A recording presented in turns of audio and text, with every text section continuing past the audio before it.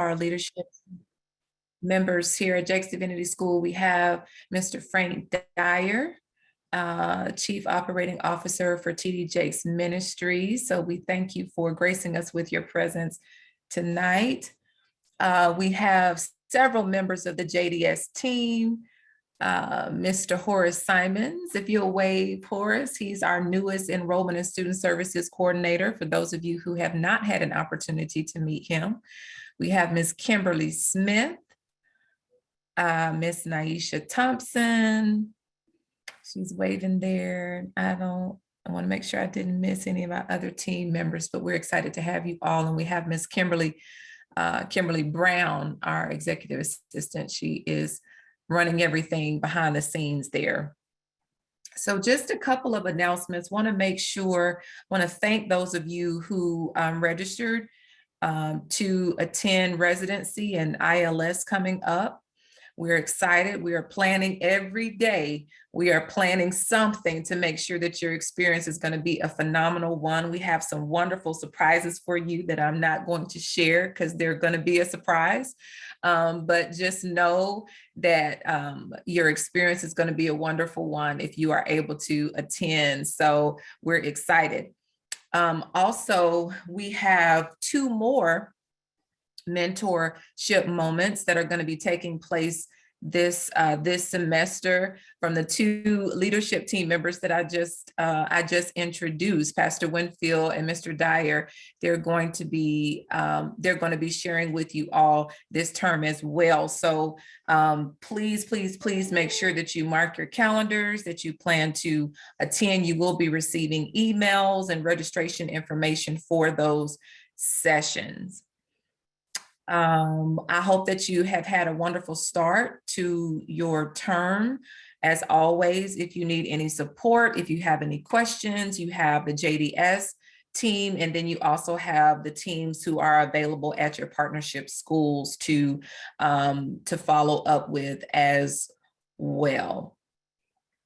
So we're still waiting here for Mr. Moujaes.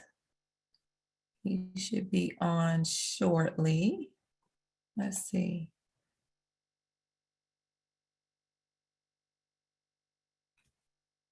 I want to make sure I haven't missed him. Looks like he just logged in. Okay, perfect. Thank you. There he is. Mr. Moujaes, so this is a perfect time for us to introduce you to the students officially.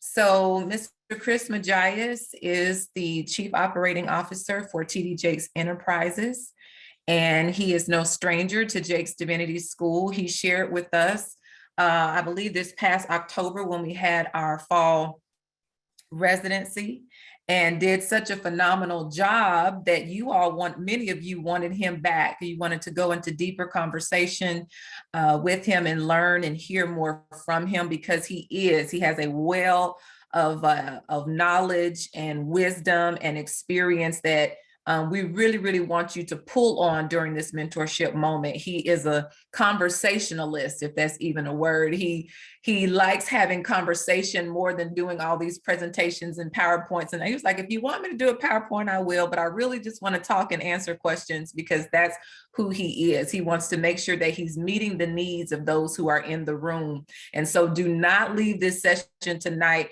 without asking the question that you want to ask, pulling on that wisdom. And if he doesn't make it through all of those slides, I don't think that he'll be too upset with that. So by way of official introduction, he has been a senior executive with 2 decades plus of success in the entertainment and media industries. He leverages his extensive experiences to provide leadership in operations, growth, and risk management. He is extremely passionate about leading people around unified, defined, and measurable goals. His unique experiences have shaped him into a confident, thoughtful leader with a keen understanding of the key participants in a company's universe, which are its customers, employees, and shareholders. He's built in-depth knowledge of corporate strategy and management, content production, product development, distribution, deal making, and mergers and acquisitions. He believes that effective leadership requires confidence and decisiveness, balanced with empathy, humility, and deliberation. And I can tell you just from the interaction that I have had with Mr. Moujaes, he possesses all of those qualities. Chris's record strongly demonstrates his strength in these areas. And from startups to established companies, he has had the opportunities to contribute and learn in a wide array of unique business environments. And so I'm going to yield at this time because we're just privileged to have such an accomplished business leader with us tonight to share for this mentorship moment. So I'm going to yield and allow Mr. Moujaes to come however he desires to come this evening. Thank you so much. Help me to give him a warm virtual welcome tonight. Well, Dr. Ford, thank you for that very kind welcome, and for, again, I'm honored to be here on the platform to share this experience with everyone. And let me also say hi to my counterpart, Frank Dyer, who I see him over there. He and I have a very warm, very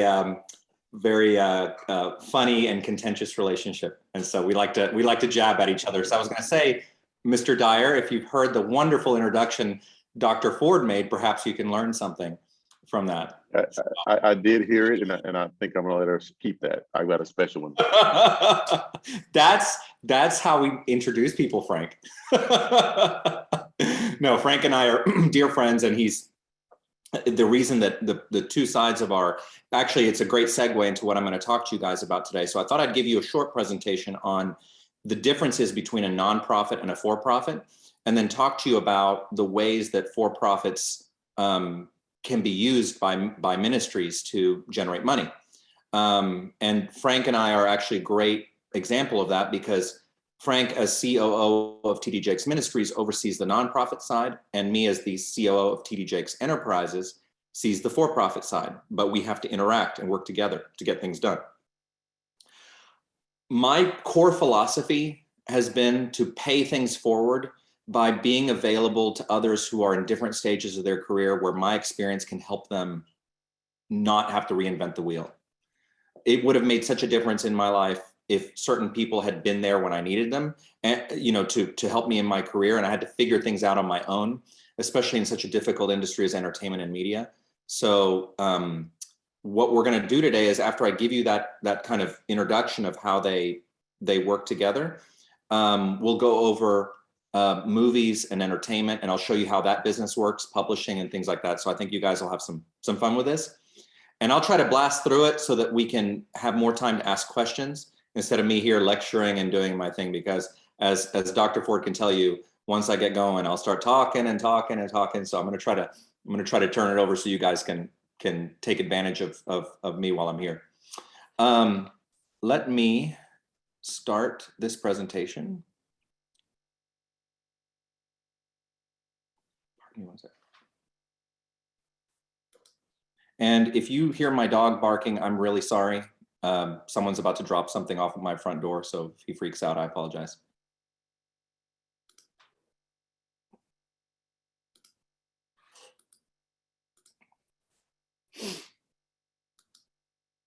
Okay, can everyone see my screen? We good? All right, so let's get down to business. Here's what we're going to learn today. We're going to learn about these 8 topics, and I've provided this presentation to Dr. Ford, so she can make it available to all of you. I, of course, always recommend note-taking on top of it, but the core things that are in the presentation will be provided for you, so you don't have to worry if you miss anything, but I highly recommend, of course, taking notes. So we're going to talk about nonprofits versus for-profits. We're going to talk about when is a for-profit right for you. We're going to talk about the basic guidelines that oversee those. We're going to talk about the TD Jakes ecosystem so that we have a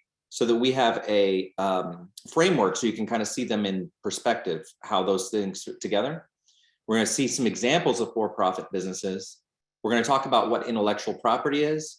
We're going to talk about licensing deals, and then then we'll have our general discussion. As Dr. Ford alluded to in the introduction, I've been an entertainment executive for 20 years now. So I've spent years producing movies and books, and that's led me into other things. Real estate, I oversee Bishop Jakes' real estate company, licensing, video on demand. So I have this so for-profits can cover a number of different things. And you'll see that in the presentation. Okay, so nonprofits versus for-profits. And let me let you guys know that I cannot see the chat while doing this, so it's kind of hard for me to do both. So if there's a question, maybe Dr. Ford, you can tell me. I'm happy to stop during the presentation if there's questions. We don't have to wait till the end if there's a question about the topic. So feel free to interrupt me and I'm happy to answer. So a nonprofit is an organization, is a business that has been granted the tax exempt status by the Internal Revenue Service because it furthers a social cause and provides a public benefit. The sentences in italics, those are the important distinctions. A nonprofit does not have an owner. You don't have shareholders or owners or anything, and they're exempt from paying income tax. For-profits are the opposite. They have owners, and they could be a single owner or multiple owners, and they are responsible for paying taxes based on their net income. When is a nonprofit right for you? When is a for-profit right for you? I get this question a lot, especially one of the business units that I oversee for Bishop Jakes is his Dexterity Circle group, which is a mentorship group that I help run for Bishop, and I provide business advice and consulting, and Frank does as well to our members. And we get this question a lot, especially from a lot of our pastors in the group. When is it right for you? Well, who benefits from your organization's activities? That's the question you need to ask, because nonprofits generate a social return, right? They're the ones, it's, feeding the homeless, clothing the needy, all those kind of things that are social benefit, providing books for children for school, anything like that, a ministry, all those things, those provide social returns. A business, a for-profit, generates a return on investment, okay? So that's the key distinction between the two of them. So who benefits? In the case of a nonprofit, the community benefits, right? So it's not appropriate, legal nor ethical for someone to start up a nonprofit and then benefit from it by, now that's different. You can legally be paid from a nonprofit as a salary, and there's all sorts of guidelines around how you can benefit from it, but you cannot benefit from a nonprofit the same way you can a business. In a for-profit business, there's net income that you get from your business that you can, if you want to keep all of it, that's your business. As long as you're paying taxes, you can drain the account of the company if it's your company, right? Both can coexist in an ecosystem that has a proper legal, financial, and ethical guardrails in place. And again, I'll point to the relationship between Frank and I in the ministry and the enterprise. Bishop Jakes is the gold standard in this. He's been doing this for 40 years, and there's a reason why he's been successful at it and why people look at him as a beacon of ethical activity in the business, between business and for-profit. When Frank and I do business together between the ministry and the TD Jakes Enterprises, we have to ask each other questions. We have to find out what's going on, and then we have to make certain. I can't benefit at the enterprise from Frank can't just give me stuff, right? We have to have fair market value between the two of us. If I do a contract with him, I can't charge him more than anyone else, than I would anyone else, for example, right? Because that's not ethical. So those kind of relationships between the for-profit and the nonprofit have to be well established and well overseen internally. And a good way to do that is having a good nonprofit attorney. And this is actually I've been at TD Jakes for 4 years now, and it was really my first experience working within a nonprofit, because I've been in the corporate world my whole life. And having this association with the nonprofit, I learned a lot and picked it up very quickly. And now I kind of have a general idea of how that works, and that's why Frank and I were so successful working together. But these are some basic guidelines, right? They have to be separate legal entities. And when I say that, a for-profit business is an LLC, an LLP, a DBA, an S Corp. It has all sorts of legal constructs that make up a for-profit company. I've seen pastors who make the mistake of using a nonprofit structure for a for-profit company. They think because of their experience in nonprofit, they just think I'll just start another another entity, 501c3, and that will be my personal, business. It doesn't work that way. You cannot use a nonprofit that way. It has to be one of those other structures. Oops, sorry about that. They have to have separate accounting systems. You have to the money cannot be commingled, right?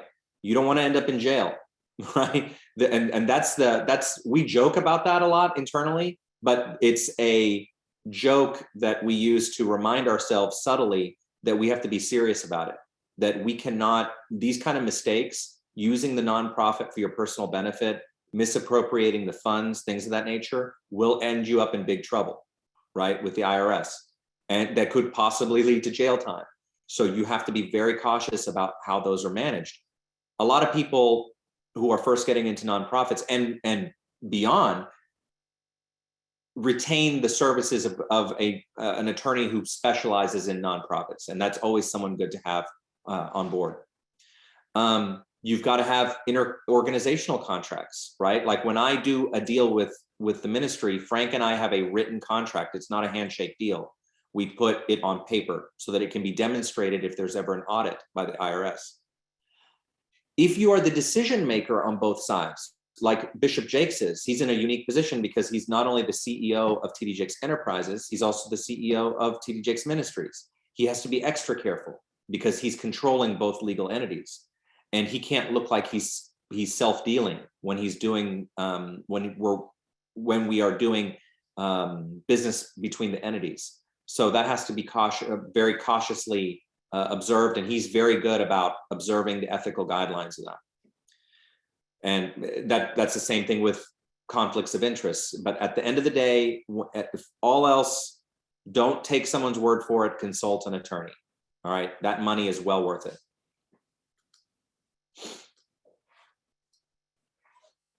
This is the structure. So this is the TD Jakes universe. Okay, I've kind of summed it up into this little graph to kind of give you an idea of how all this mumbo jumbo I've been talking about, what it means in a drawing.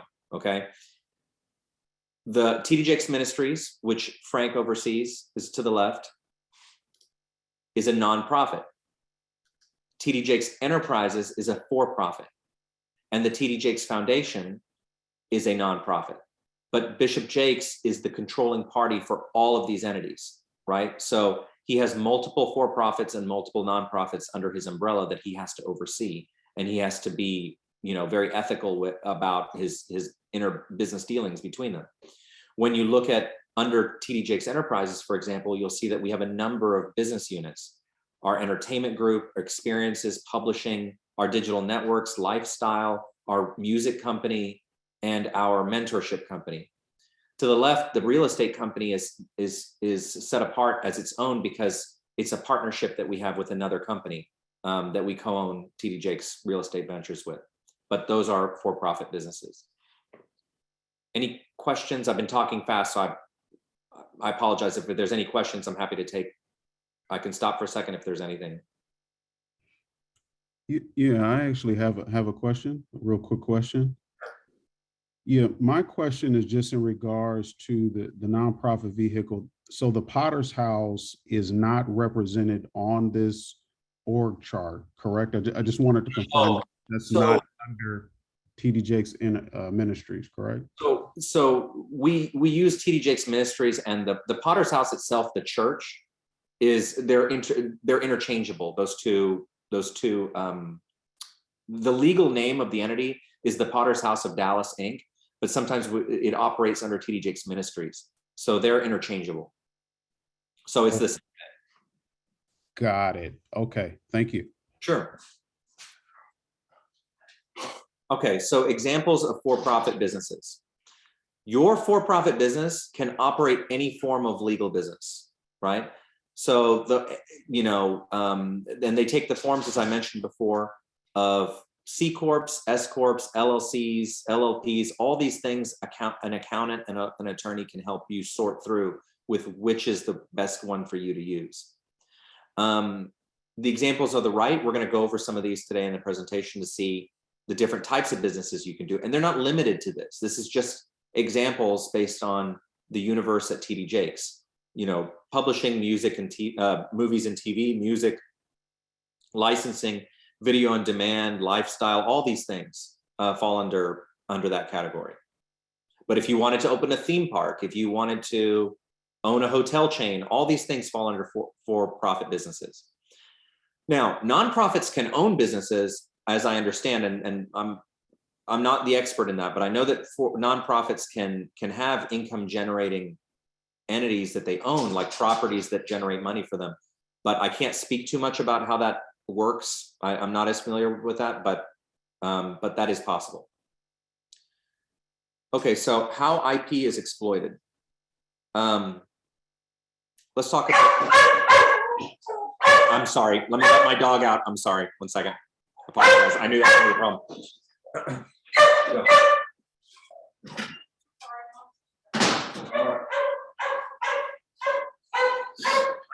Sorry about that, someone was at the door.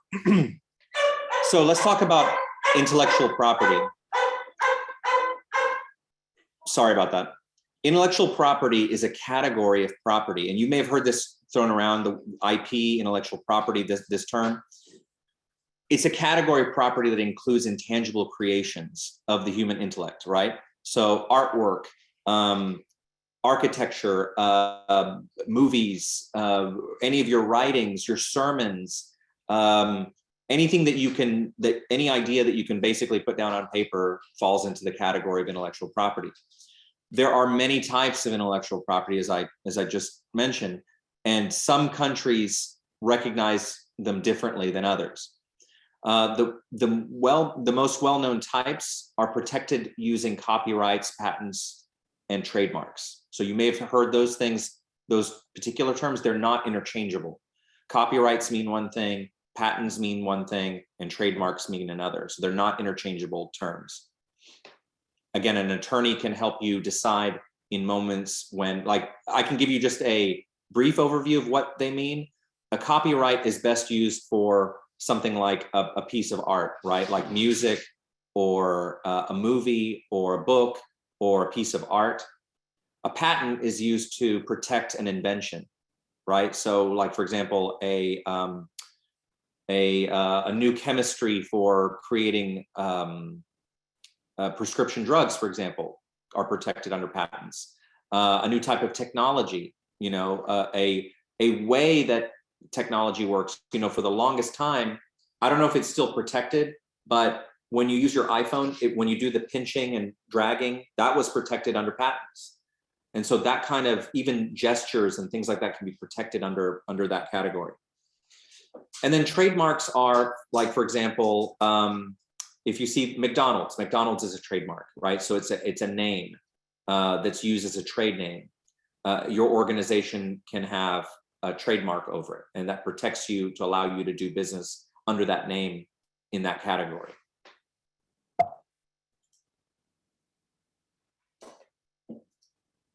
So intellectual property. I'm going to give you a couple of examples based on what I've just said, and then I'm going to show you a little bit from my experience of how that's panned out. Intellectual property can be so many things. Like I said, it can be entertainment, TVs, movies, animation, music, distribution.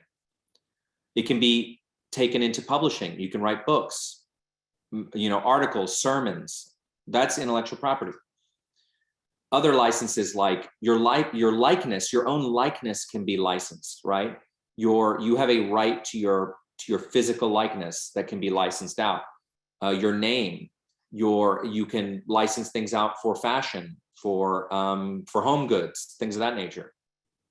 For events, for example, we did an event several years ago with Black Enterprise magazine called SOAR, and it took Bishop Jakes's book SOAR, and we created an event around it. And we did a licensing agreement with Black Enterprise and created an event around that. So any questions before I'm going to show you real quick how licenses work.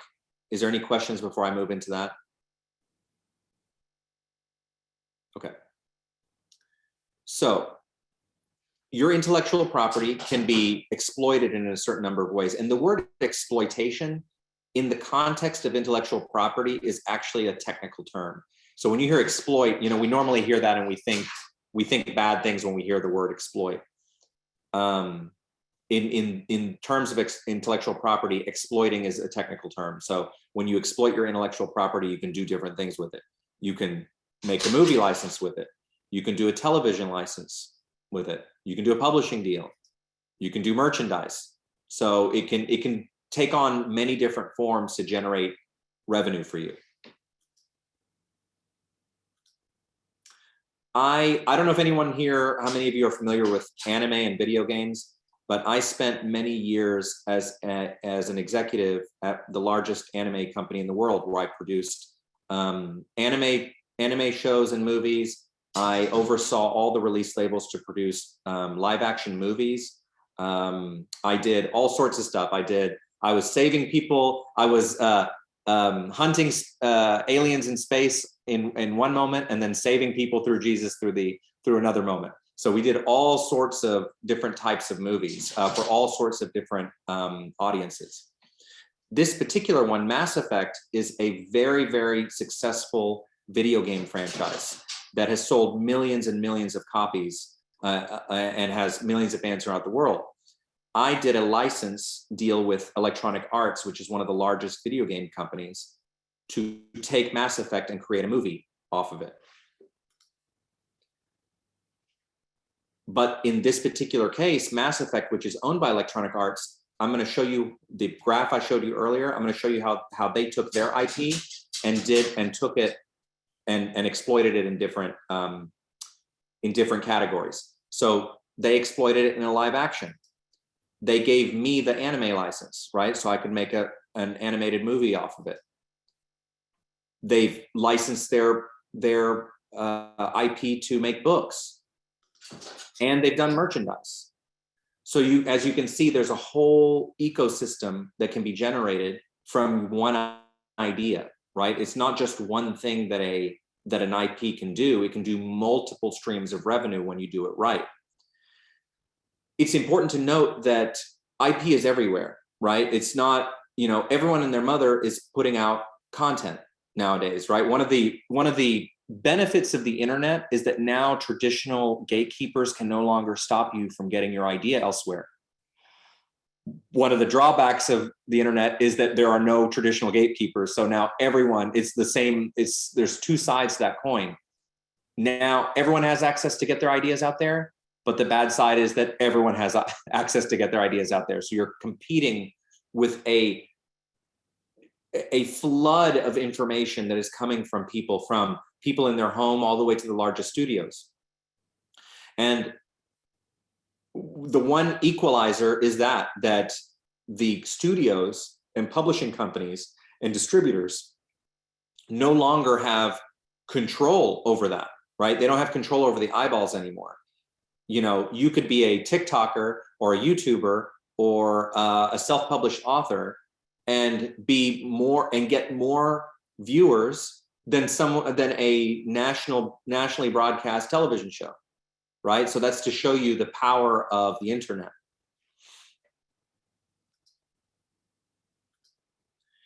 Now, I want to show you how, in that particular example, I'm going to zoom in here and show you how there's a spider web effect, right? Is that those different categories that I showed you of exploitation can then take a life of their own, right? So when we took the Mass Effect video game and made an anime license, we had a publishing deal based on it.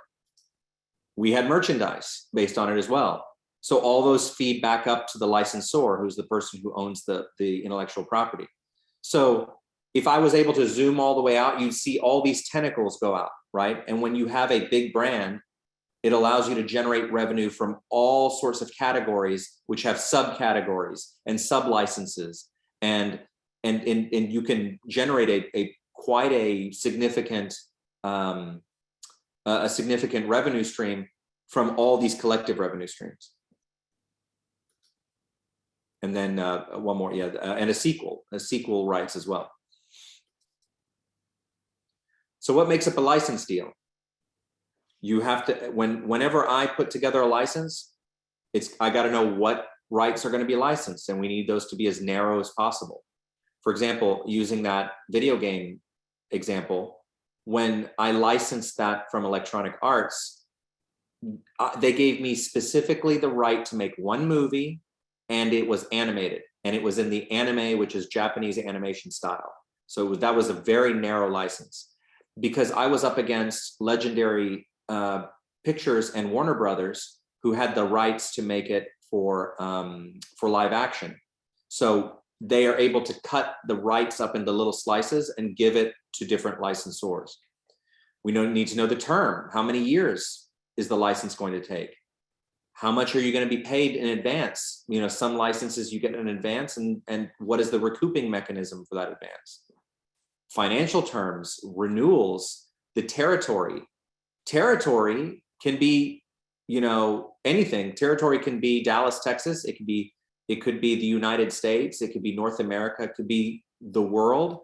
And you will even see on licensing deals where they will put the universe in. You will see on a license deal, it'll say the entire universe in perpetuity, right? That's a license in all forms and formats for the rest of time. Those things exist, right? And if you're not aware of what you're signing, if you're not very careful, you could sign away rights to something that you've invented or created across the entire universe for the rest of time, right? So that's why contracts are insanely important for that. I talk a lot about, there's another presentation I give where I talk about show in business. And I may actually pop that slide up in a second, because I think I want you guys to see that before we get to discussion. But for anyone who is, and this applies to anyone, it doesn't matter if you're an artist or any sort of creator, even if you're a pastor or minister, you are a creator. And a lot of times I run into pastors who they're great with their craft, right? They understand ministry and they understand the word and they know how to bring people to Christ, but they may not understand the business side as much, right? And so when that happens, when you neglect that, you could be taken advantage of by others. And so it's important to understand both halves of the equation.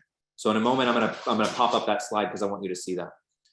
Forms of distribution, credit provisions, you know, like if it's a movie, for example, or a book, like what kind of credit you get for it, who owns the copyright, and then derivative rights like sequels and things of that nature.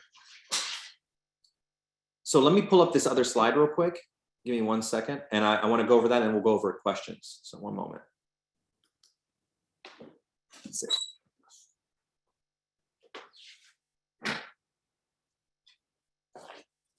Let's see.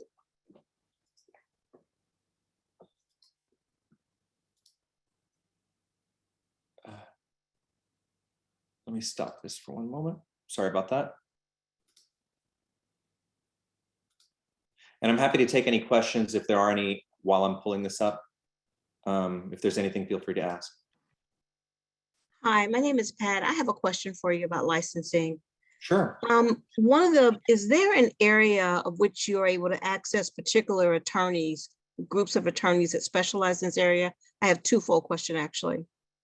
The second thing is that if you do have a product and a service and you're looking for companies that may be interested in licensing it, are there trade groups, et cetera, to reach out to? The last licensing agreement I dealt with was back in the early 90s, where they licensed a brand and moved it into a different category. And I'm wondering how to source, entities. There's different types of agents and licensing agents that you can go with. It all depends. Like, for example, there is I think it's called Lima, Licensing Industry Association. If you look up licensing trade association on Google, it should bring up like Lima, I think is what it's called. They do a trade show every year. they're a general form of licensing agent, right? And those people will represent you to different forms of, like, for example, you may be a creator, you may be I was at one point represented by, if anyone knows Norman Lear. Norman Lear owns a licensing agency that he used to represent my TV shows through. And so I would have an agent, and which is it's a little different than an agent that you would have on TV, like a movie agent, right? Or a television agent. They serve similar functions, but they work a little differently. And their deal structures are different. But I would suggest that as one. If you are looking for, based on what you're telling me, I think that's probably the best place to go to is look at that, because they have a directory of agents on there that you can access. Is that helpful? Very much so. I'm particularly interested in the consumer packaged goods area. Oh, then that's exactly where you need to go. Go to Lima. Thank you. Okay, I'm going to show you this one last slide here, and then we'll go to the general discussion.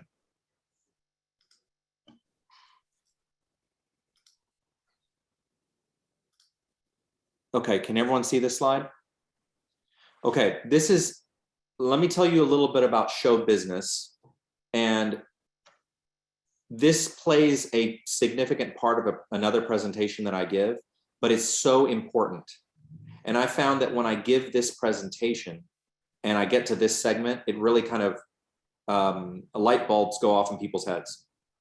Okay.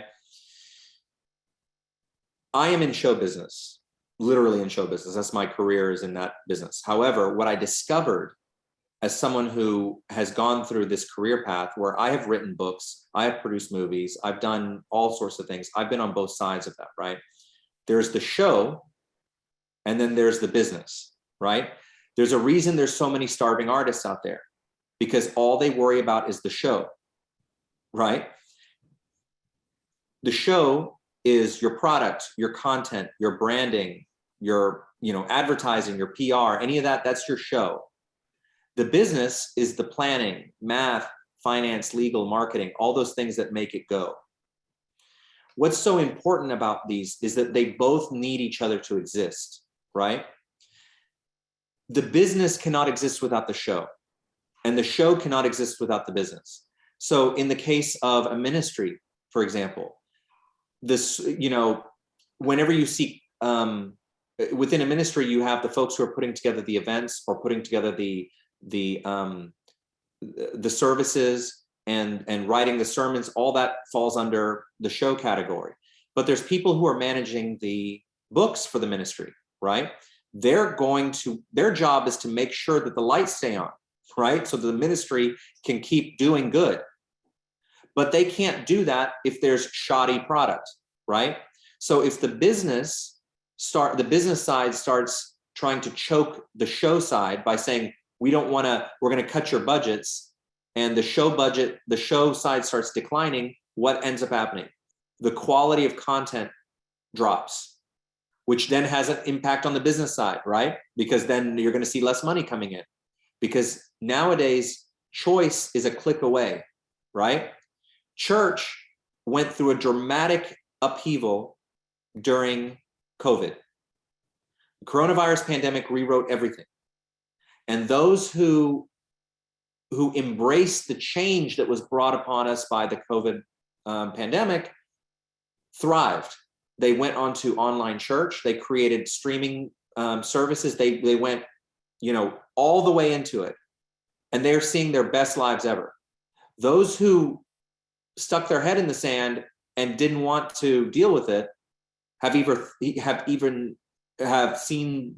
haven't thrived. They've seen their organizations die as part of that, right? And that's where the two halves fit together, and why that's so important.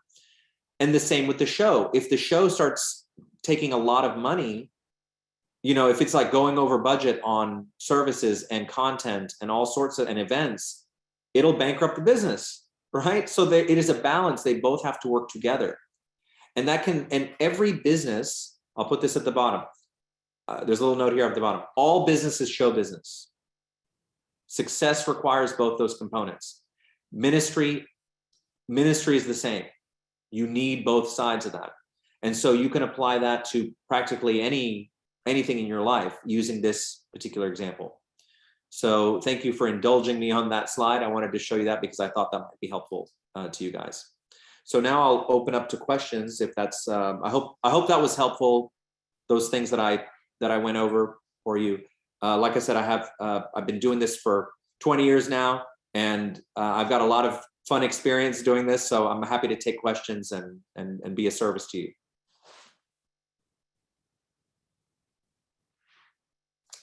Do you want me to look it through the chat, or do you guys want to talk up? Okay.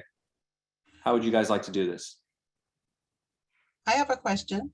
Go ahead. I have a lot of questions, but I'll do this one.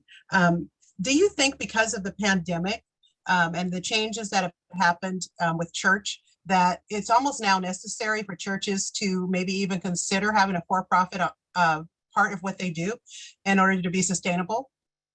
Absolutely. And this is something that Bishop Jakes talks about a lot, is that the natural evolution of church means that you cannot just rely on tithing, right? You have to look for other examples to broaden your ecosystem so that you are sustainable despite what's happening, right? Like, for example, there are churches who are in a strip mall, for example, and they may own the strip mall, and they generate revenue from rent that comes from the neighboring businesses, right? They may own, a grocery store or something. They may own different businesses that feed into the nonprofit that mean that if there are periods of time when tithing and giving is low or lower than necessary to cover the bills, you have money coming from elsewhere. So Bishop constantly talks about that, thinking beyond that traditional model and creating that sustainable ecosystem for your ministry.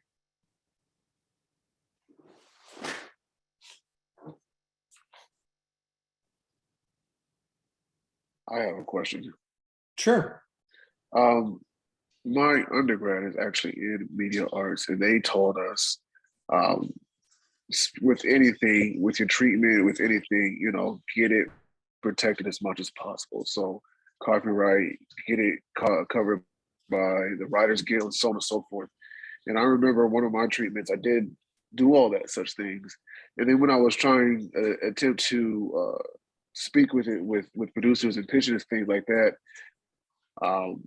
I noticed in this particular area of business, like in show business, the NDA is actually like scoffed at, like, almost insulting, whether like for book deals and other entities. The NDA is looked at, and it's looked at as a good thing. But in film and in TV and in media and film like that, it's almost looked like it's insulting. Why is that? And has it changed, or because is even NDAs even needed anymore? Because now everything is streamlined, and like you said, the intellectual property is being taken literally by the second. So for anyone who's not aware of what an NDA is a non-disclosure agreement. And those things are executed whenever you are exploring business with someone and you want to keep confidentiality, right? So that you can discuss things with a potential partner and it doesn't get spread, and they're not allowed to talk about what you're talking about elsewhere.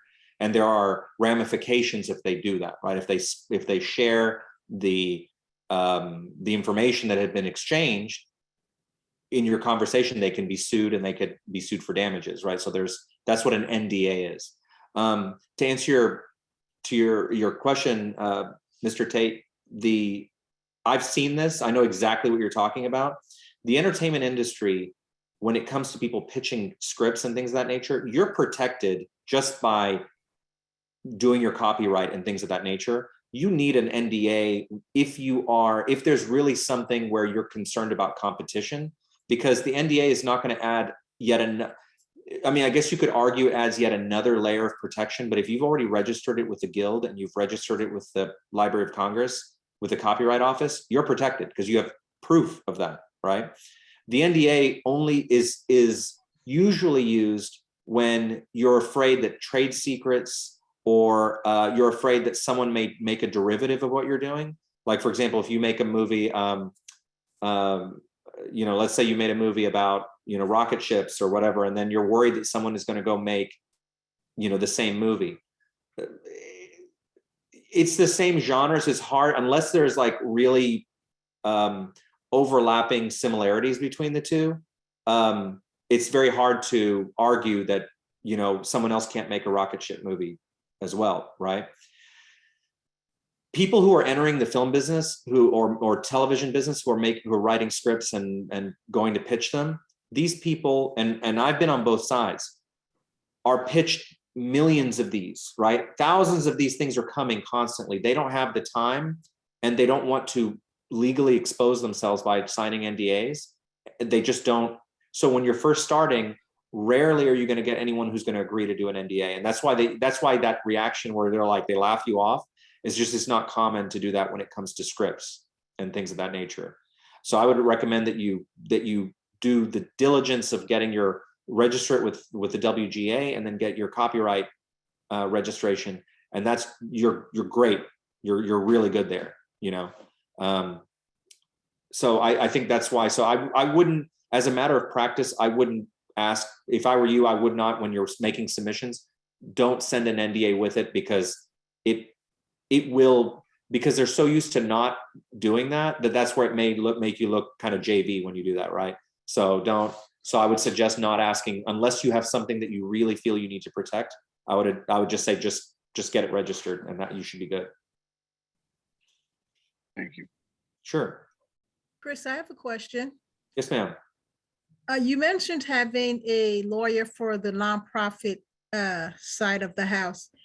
If you had both nonprofit and for-profit, is it a good thing to use the lawyer for both, or would each need their own separate lawyer? You can have a lawyer that helps you with both. In some instances, it may require that you have a separate attorney based on different transactions that you do, that you may need to show. Like, for example, when I do certain transactions with the church, you know, sometimes we have a lawyer that does things between us, but then I have to sometimes bring my own lawyer who will then work with the church's lawyer. So it's really a case-by-case basis. But in general, the lawyer is going to tell you, any reputable lawyer will tell you, an ethical lawyer will tell you, I can't do that. You're going to have to bring someone else on. So you should be pretty safe in that, you know, with that in mind. But in anytime you're in doubt, do not be afraid to ask, right? Never be afraid to ask anything. And then that's here. I don't want anyone to feel stupid or anything, to ask any of the silliest questions. That's what I'm here for, right? So don't feel dumb, because there was a point where I didn't know what an NDA or anything was either in my life, right? I wasn't born with an NDA in my hand, right? I was a charming child, but NDAs were not part of my charm. So, you know, so feel free to ask anything. Do not worry. This is a safe place. I won't judge. I'm sorry, I have another question. I'm just going to ask two, I promise. Sure, ask away. There can be a situation where a church or a pastor needs to actually separate some of what they're doing from the church ministry operation and just say a nonprofit operation, but also there may be a necessity for a for-profit operation as well, right? And I think that's kind of what I observed on your original slide with TD Jakes, Bishop Jakes, right? But if the ministry's been operated kind of together, everything's been mushed together for years, what would you recommend as a process of beginning to separate all of that and decide which entity is necessary, whether it's the nonprofit or the for-profit, and having the church separate? So first, let me put the caveat that I'm not an attorney. I'll say that first, and then you should consult an attorney. But I can tell you in general, if that's happening, that's very tricky, because the property that is intermingled with the nonprofit, most cases will be seen as the nonprofit's property. So you can't just extract that, right? And say that, oh, I'm going to take this for myself, right? And so that's a very dangerous area. In philosophy, I can tell you that's very, very, an area you have to be very cautious about. So the earlier you can split the two, and what I mean by split the two is the earlier you can establish cleanly a nonprofit and for-profit, the better, because you can put things in the buckets early. If you're trying to separate the two, that's something you will definitely need the advice of a nonprofit counsel who can tell you if that's, because you may have to pay the nonprofit to get those assets. And it's unlikely, I think, that you can just extract assets out of the nonprofit without getting in trouble. So I would highly advise in those cases to talk to and don't, that happens more often than you think in what I've seen, right? Is it because a lot of ministers, they'll get really excited, they'll start their ministry and then they won't understand the distinction because of their lack of experience in for-profits and nonprofits. And so they'll operate everything under the nonprofit umbrella, right? So if anyone here is already doing something like that, there's no, you don't need to lose sleep or anything over it, but you should start talking to an attorney and get that sorted out, right? Really quick. Don't lose sleep, but call the attorney tomorrow. So just a Chris, I have another question. Yes, ma'am. So I have two corps, one in LLC and one in Inc.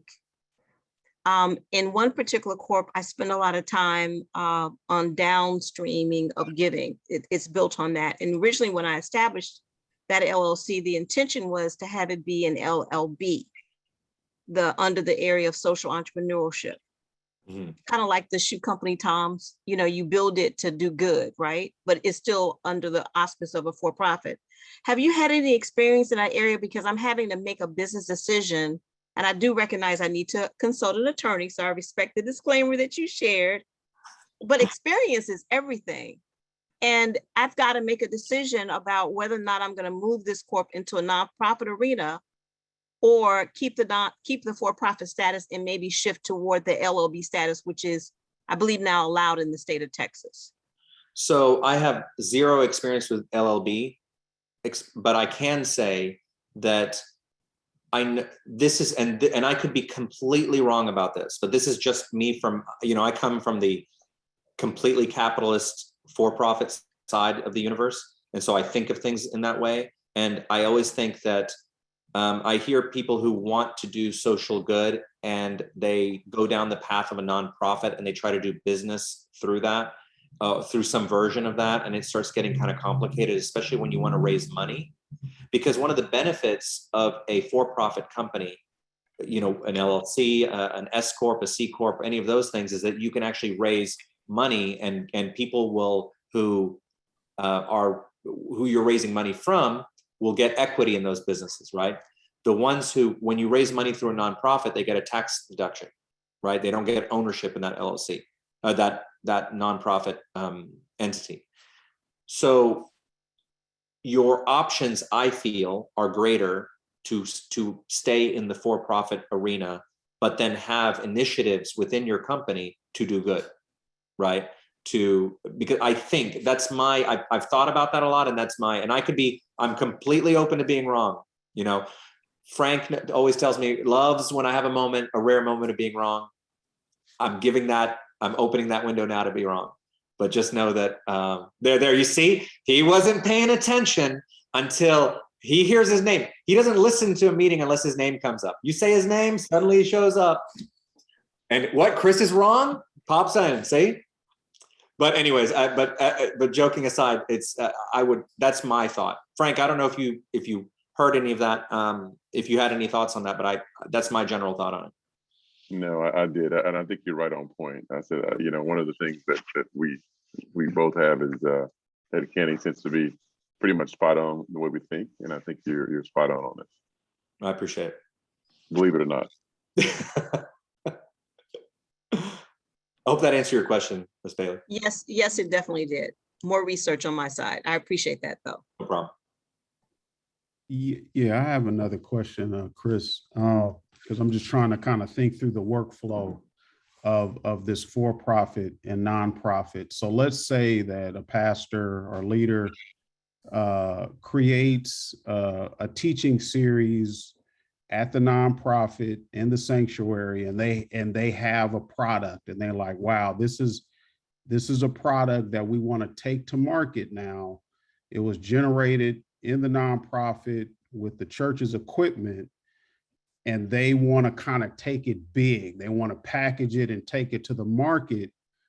And at that point, is there a transaction that would happen between the nonprofit and the for-profit to say, okay, we're going to take this raw product and we're going to brand it, polish it, and then take it to the market? Is there a transaction that happens at that point?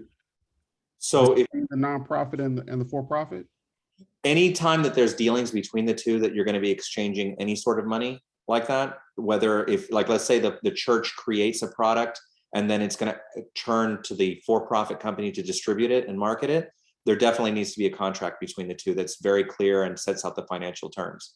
Because what it cannot appear that, let's say, for example, the church made a product and then the for-profit company starts distributing it, and the church had all the money invested and is getting the raw end of the deal. That's not normal, right? Like, let's say a normal film distribution deal, for example, the distribution fee can be anywhere from 10 to 30% of gross revenue, right?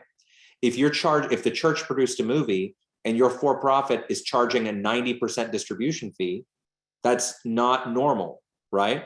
And it looks like you're skimming everything off the top and that you are exploiting the nonprofit, and that's going to get you in big trouble, right? So that's why it has to be fair market value, the interactions between the two.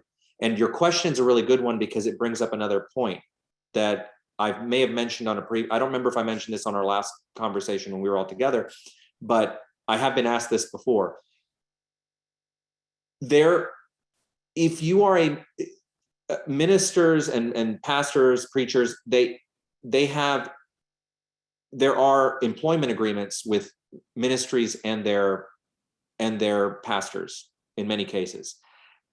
If you are creating content for your church, or even if it's your own nonprofit, remember, you don't own that nonprofit.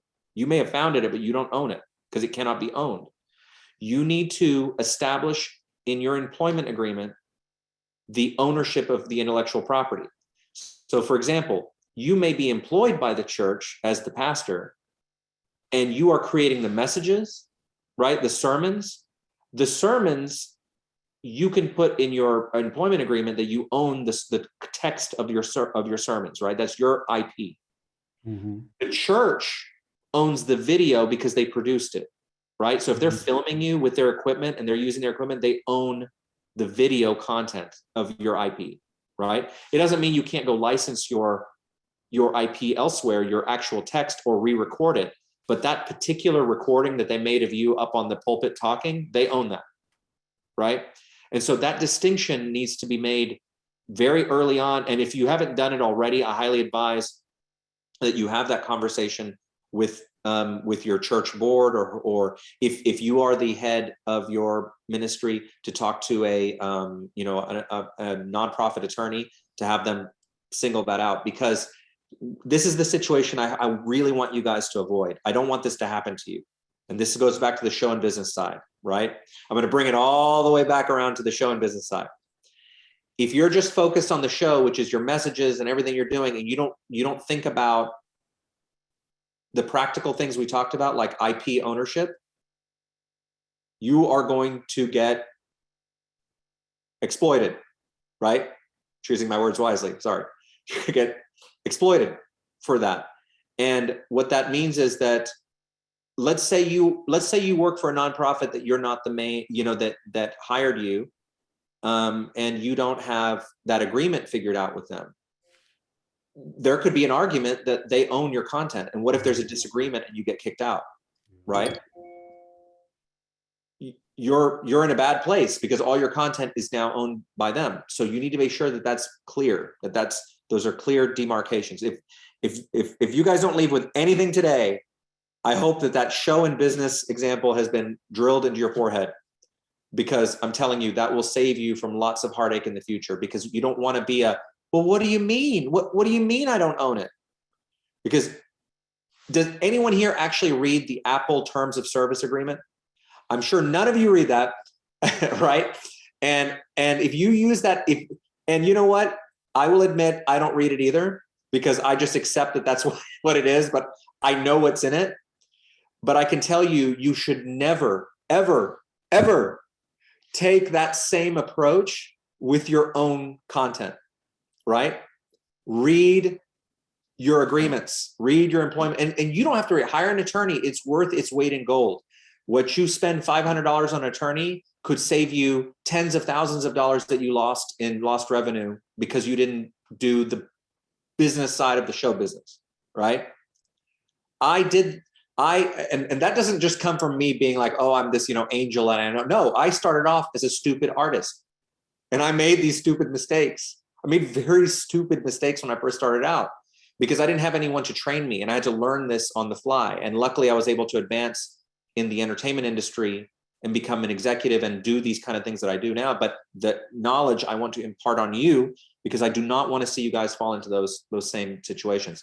The question earlier that came up about licensing agents, you got to be very cautious about agents, right? If you're going to sign up with an agent, you better do your due diligence on them. You need to make sure that they have credible clients that they're representing. Be very cautious about people who are upstarts. Oh, I'm an agent and I can represent you. The benefit of an agent is that they do two things for you. They have access into industries, so they have contacts that they can open doors for you, but they also understand the business and can negotiate it for you. You have to have both those things. If you get an agent who has just hung up the sign on the door and they don't know anything and they don't know anybody, you could lock up your rights with them and be in a bad position because they don't know what they're talking about and they have no one in their Rolodex and they're just sitting controlling your rights. So it's immensely important that in any instance you're going to hire someone to represent you, they better be the gold standard. You better do your homework and you better be sure they know who they say they know and they represent who they say, because you will be in a bad position. I'm just saying that. So. Thank you. Oh, Patricia, you used to work for Taito? I just saw that. Yes, I was a 21-year-old person importing, exporting electronic componentry across 7 countries. It was amazing. I read a book recently. I think it was called Game Over. I don't know if you've heard of this book. It was about Nintendo and how it imported video game. It had like the whole story about how they started with the importing the old arcade boxes from Japan, and then yes. Fascinating book. I bet you, especially with your experience, would like that book. I'm gonna make sure I go and take a look at that. It was an amazing industry, and by the way, it was a great industry when you had kids involved that wanted to come to work with you every day. Right. And Yeah. not go to school, because there was nothing about games all day long. So it was a cool industry. That's great. Any other questions? I do have one more. And when doing a licensing agreement, one of the largest concerns that I've seen is you license something to a company and you're trying to ensure that under the auspice of distribution, that it receives the attention and the marketing that it deserves, because you got terms and conditions set up, and they may not have the weight and the wind to really do what needs to be done. Is there a model that someone can look at to begin to ask the right questions and weight it accordingly before relinquishing a license agreement to another entity? That is an excellent question. And there's legal ways to cover that within your contracts. And one of them being as simple as minimum units shipped requirements, right? Like saying, okay, if you're going to sell a video game and you're going to you're the developer and you're going to go to a publisher who's going to distribute it, you can say, all right, this is a very simple example, but just say, okay, you guarantee you're going to ship 100,000 units.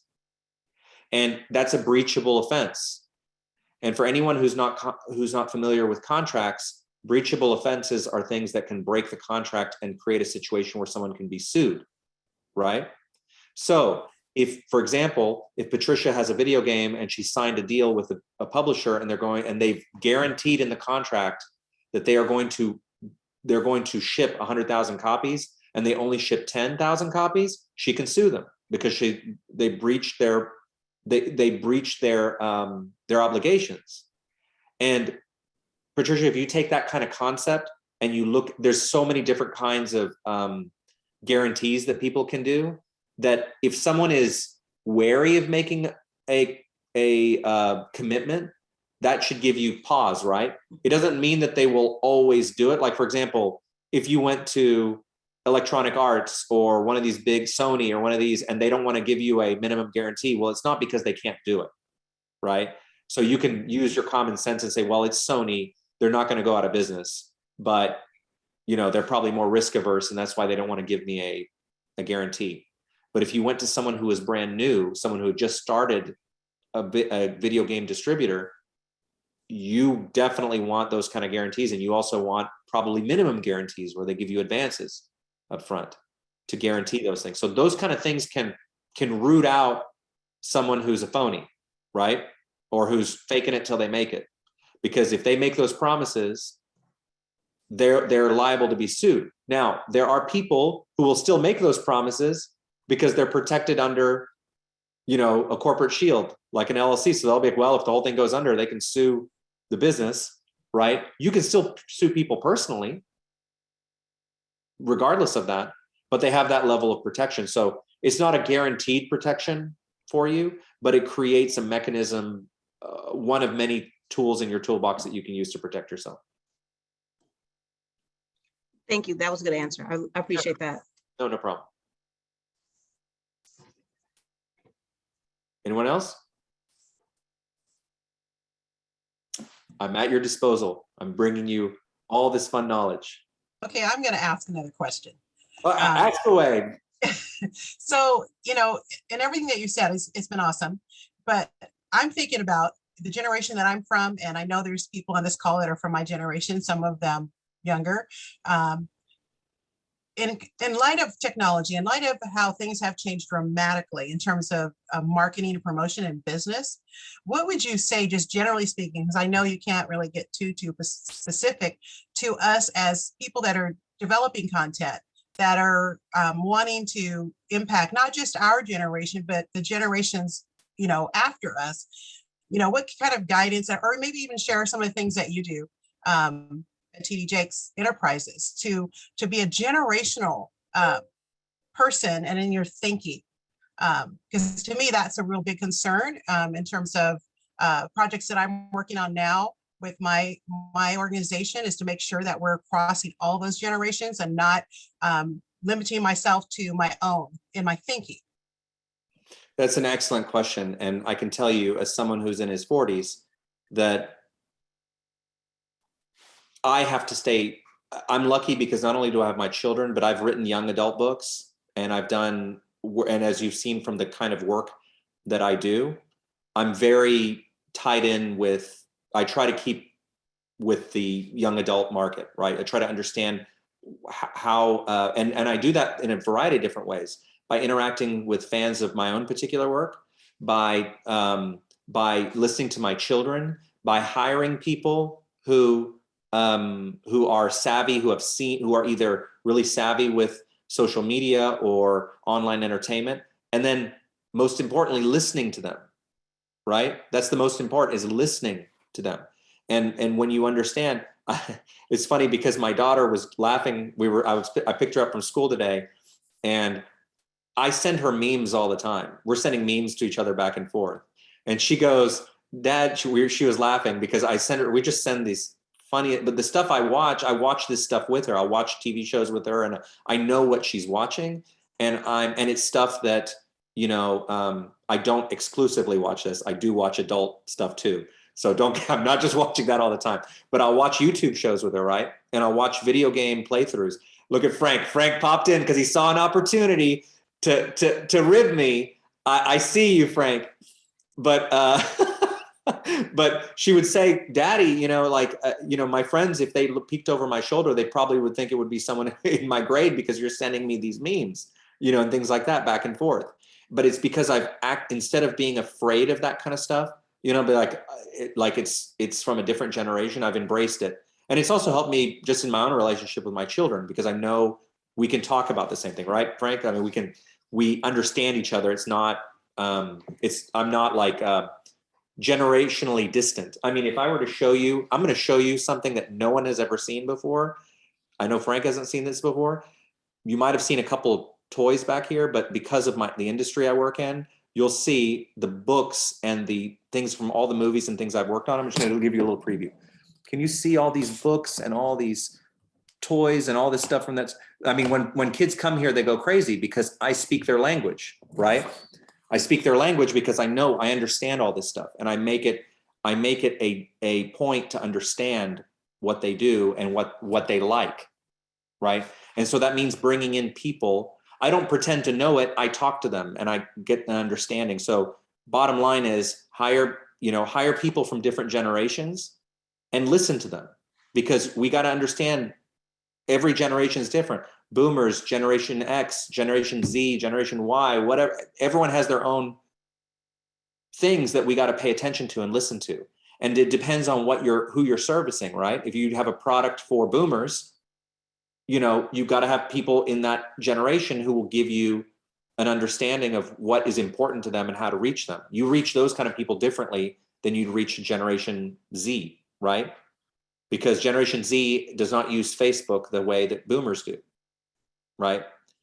They don't. It's not. It's like they may have a Facebook, but that's not why they use it. They'll use Instagram or they'll use Snapchat, where you're not going to find my mom on Instagram, right?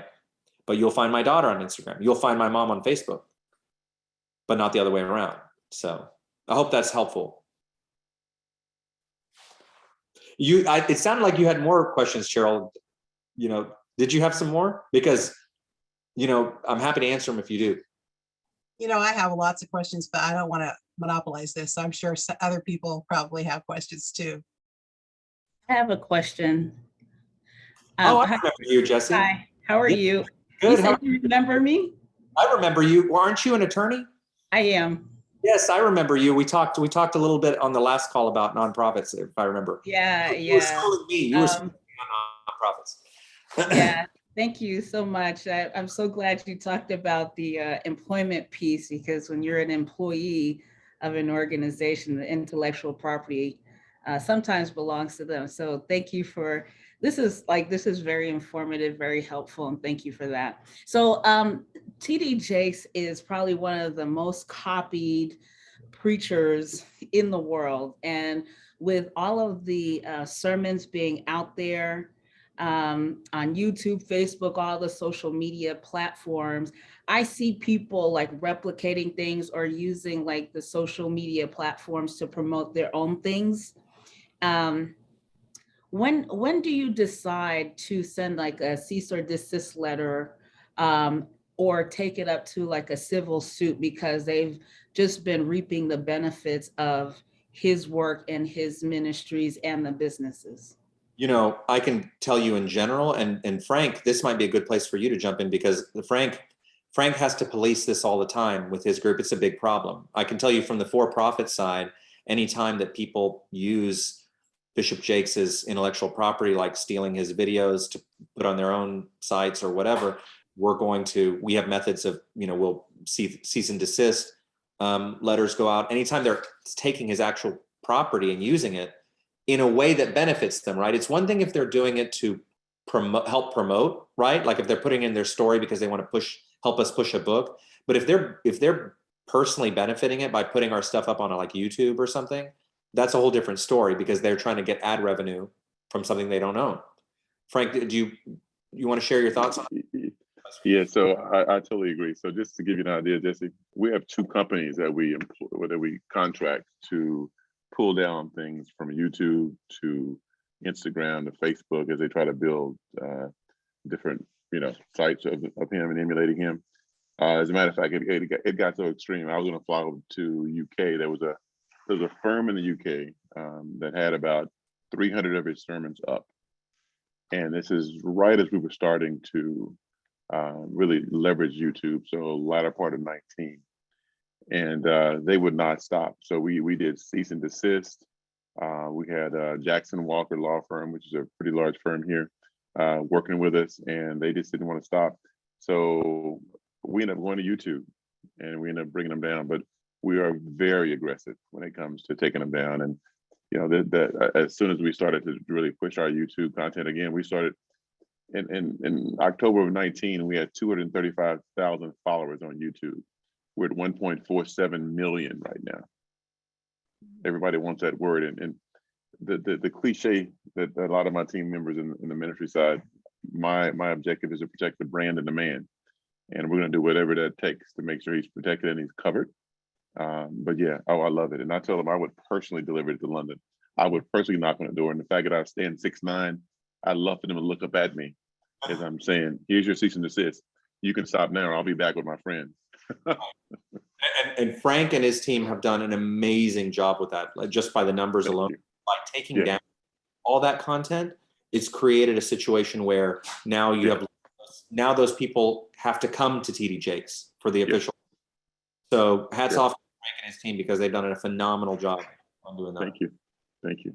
Well, then a follow-up question to that is, what would you recommend for those on this Zoom, and really myself? So I do create content trainings for leaders in organizations. Some are legal, some are not. But, you know, the copyright piece is important, licensing some of the materials so people can use it if they'd like. But what are some of the ways that you would say are cost-effective ways to kind of protect that information when it's going out and trying to police it? So there's a number of different ways. So when you're trying to police it from being pirated, is that what you're basically? Yes. Yeah. So there are a number of different services, like Frank was talking about, that my experience is more in the large services where you can get the kind of companies that vendors that Frank is talking about, where they can actually, they police and they bring down and they recapture revenue that was lost and pay it back to you. There are some companies that do that as a revenue share, as opposed to like where you have to pay them. So those are really cost effective. I'm trying to remember, you know, Jesse, if you reach out to me directly, I can get you the name of the, and Frank may have a contact as well, but I have a company that I know in particular who does that kind of stuff, who does it on just revenue shares where you don't have to pay. But I don't know the kind of sizes they deal with in terms of like customers. They may have a minimum like audience count that you need to have before you can use them. But if not, at least you can use that kind of company as a way to search and find others, because there are options for people who are, you know, more like sole proprietor, smaller content creators, right? As opposed to the ones that are made for big content creators like TD Jakes. Okay, great. Thank you.